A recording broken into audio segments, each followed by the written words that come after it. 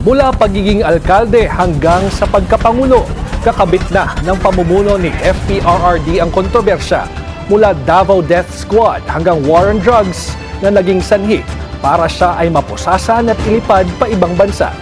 Ngayong pinangalanan ng kanyang mga kaalyado bilang kapwa-akusado, balikan natin kung ano ang naging kalakaran sa ilalim ng kanyang liderato.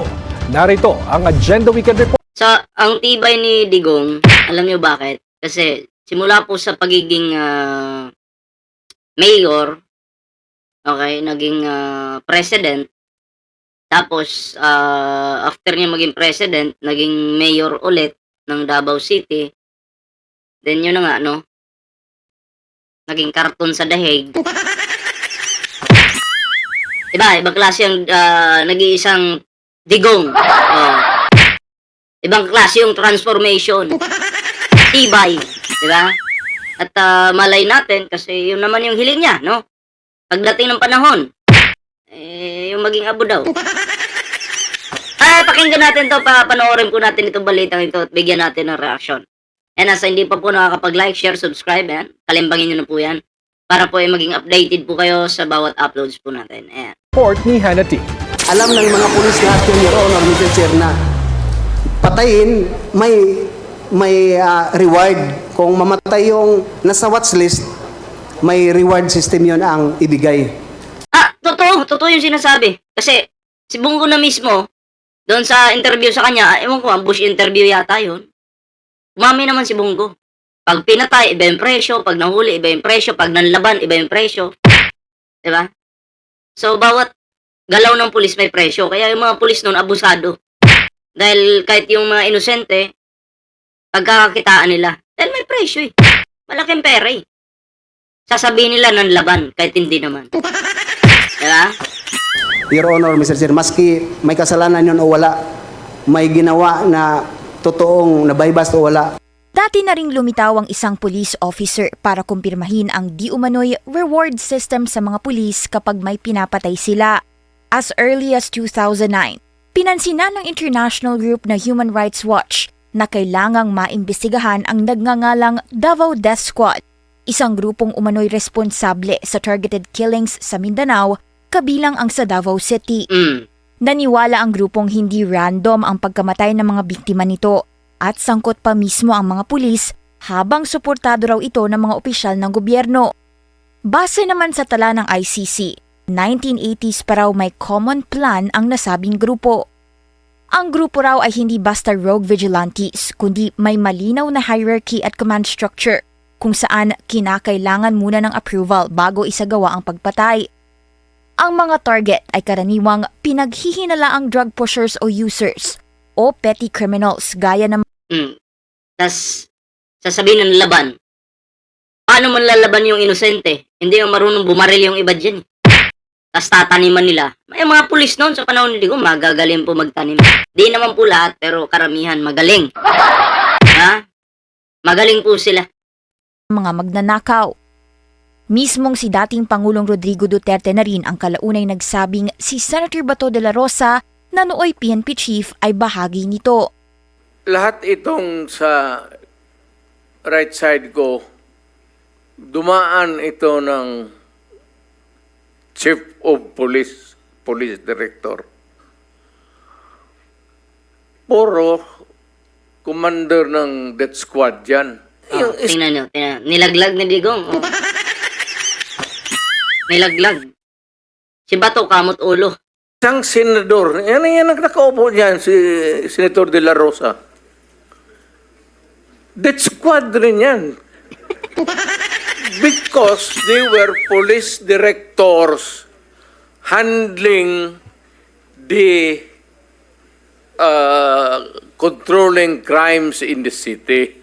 Sinabi rin ni Alam niyo ba't sinabi ni Digong yan? Feeling ko lang ganito eh. Alam ni Digong maaresto niya siya ng ICC. Okay. Alam ni Digong yan. Kaya si Digong ngayon nandadamay. Para pag na-aresto si Digong, syempre, yung mga statement ni Digong dyan, magagamit yan laban kay Bato. Diba? Para Kasi baka naisip ni Digong lonely sa ibang bansa pag siya lang mag-isa. Kaya damay-damay na. PRRD sa isang Senate hearing na inutusan niya ang mga pulis na i-provoke ang umano'y mga sospek para manlaban at nang sa gano'y may dahilan daw ang mga pulis para patayin sila. Pero sa ilang mga panayam, itinanggi ni De La Rosa ang pagiging bahagi ng Davao Death Squad. Ikaw ba naman, aamin ka? Ituro ka na member ka ng Davao Death Squad. Ituro ka ng amo mo na member ka ng Davao Death Squad. Aamin ka ba? Natural hindi. Sino ba tangang aamin? Di ba? Kasi pag inamin ni Bato, wala na, finish na. Normal po yan na hindi po niya aminin yan. Magbubulag-bulagan yan na sasabihin, ay, nagbibiro lang yan si Digong. Nako. Habang sigo, muli naman hinalungkat ng netizens ang video niyang ito na naghahayag din umano ng reward system. Nabanggit rin po niya, Oh, ito yun nadyan po rin po yung reward na kanyang sinabi noon, 1 million po sa mga Ninja Cops, patay. Pag buhay, kalahating milyon lang po. Pag lumaban, 2 million. Ayon sa nooy testimonya Oh, ni hindi po AI yun hindi pa uso yung AI sa panahon ni Digong. Photoshop uso na. Pero yan, video yan eh. Oh. Lieutenant Colonel Jovi Espinido sa isang House Quad Committee hearing, may kota ang mga pulis manukhang ng di umano'y drug users at pushers. Kadalasan ay umaabot ito sa 50 to 100 households per day. Sa papel, ang tokhang daw ay dapat pagkatok sa bahay ng akusado at pakikipag-usap dito. Pero naging notorious daw ito sa operasyon na nagdulot ng madugong pagpatay. Umabot ang tokhang sa reward system na anyay pumapalo pa raw minsan ng 600,000 pesos. Alam daw ito ng halos lahat ng opisina ng PNP nationwide. Si Espinido ang nooy chief ng Albuera, ang lugar ni dating Mayor Rolando Espinosa, na nooy drug suspect at namatay sa kanyang selda noong 2016 sa gitna ng isang police operation. Tingin ng ICC, si FPRRD ang nooy head ng Davao Death Squad. Isa ito sa mga nilalaman ng warrant of arrest sa kanya ng International Tribunal. Ayon naman sa inilabas nitong listahan ng co-perpetrators umano ng dating Pangulo, may otoridad at kontrol daw sa unit ng mga pulisya si De La Rosa. Si Senator Bongo naman na malapit na aide ni Duterte, may papel daw sa koordinasyon sa pagitan ng dating Pangulo at ng mga opisyal na sangkot sa operasyon. Mariin nang pinabulaanan ni Go ang anyay unfair at walang basihang aligasyon na co-perpetrator siya ng dating Pangulo.